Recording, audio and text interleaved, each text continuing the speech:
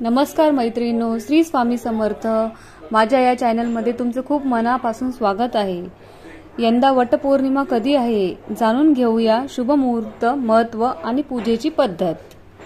हिंदू पंचांगानुसार एका वर्षात 12 पौर्णिमा असतात।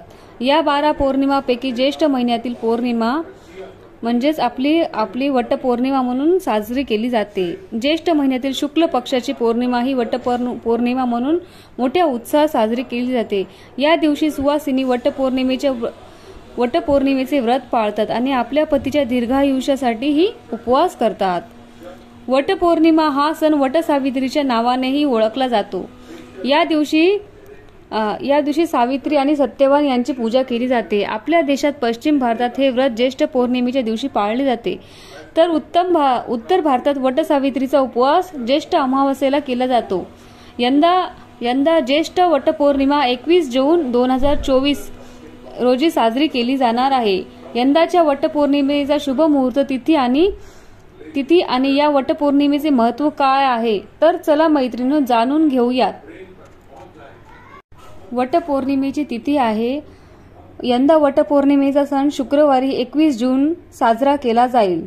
वटपौर्णिमेच्या तिथी 21 जूनला सायंकाळी 7:12 सुरू होईल। 22 जून रोजी सकाळी 6:38 तिथी समाप्त होईल। वटपौर्णिमेचा शुभ मुहूर्त कधी तर वटपौर्णिमेच्या दिवशी स्त्रिया पतीच्या दीर्घायुष्यासाठी वडाची पूजा करतात आणि उपवास करतात। या दिवशी वडाची पूजा करण्यासाठी पहाटे 5:24 शुभ मुहूर्त सुरू होणार असून तो 10:30 पर्यंत असणार आहे। त्यानंतरचा शुभ मुहूर्त हा दुपारी 12:23 सुरू होणार असून तो दुपारी 2:07 पर्यंत आहे। त्यामुळे या कालावधीमध्ये सुवासिनींनी वडाची पूजा करू शकतात। वटपौर्णिमेचे महत्त्व काय? वटपौर्णिमेचे हिंदू धर्मात विशेष असे महत्त्व आहे। या दिवशी स्त्रिया आपल्या पतीच्या दीर्घायुष्यासाठी वडाच्या झाडाची पूजा करतात आणि उपवास करतात।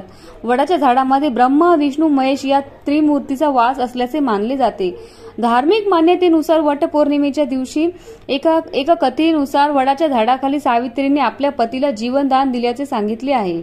त्यामुळे वडाच्या झाडाला धार्मिक महत्त्व आहे। यासोबत वडाचे झाड हे 100 वर्षापेक्षा अधिक वर्षे जगते। त्यामुळे या झाडाची वटपौर्णिमेच्या दिवशी स्त्रिया विधिवत पूजा करतात आणि देवाकडे आपल्या पतीच्या दीर्घायुष्यासाठी प्रार्थना करतात। वटपौर्णिमेची पूजा कशी करायची आहे तर आपण आज जाणून घेऊया।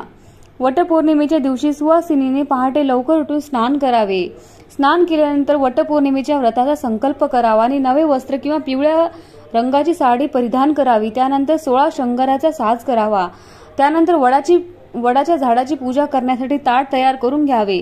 त्यासाठी ताटातले फुले,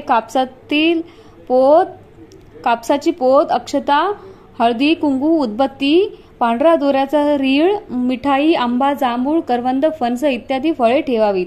ही फळं सर्व उपलब्ध नसतील तर यापैकी कोणतेही एक जरी फळ आपल्याला मिळाला तरी आपण तो ताटामध्ये ठेवावा। शुद्ध पाण्याचा तांब्या आणि निरंजन सोबत ठेवावे। सुरुवातीला वडाच्या झाडाला थोडं पाणी वाहावे। त्यानंतर हळदी, कुंकू, अक्षता, फुले, कापसाची पोत वाहावी। त्यानंतर झाडाचे औक्षण करावे।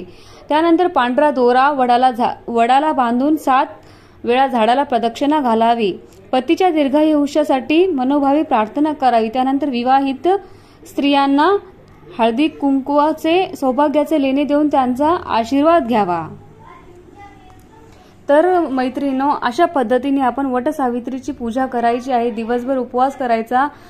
तुम्हाला जर जमत असेल तर फळ घ्यावं, फलाहार घ्यावा। स्वतःच्या तब्येतीची काळजी घेऊन लक्ष देऊन हा उपवास करावा। तर ही माहिती जर आवडली असेल तर माझ्या चॅनलला लाईक करा, शेअर करा, सबस्क्राईब करा। श्री स्वामी समर्थ।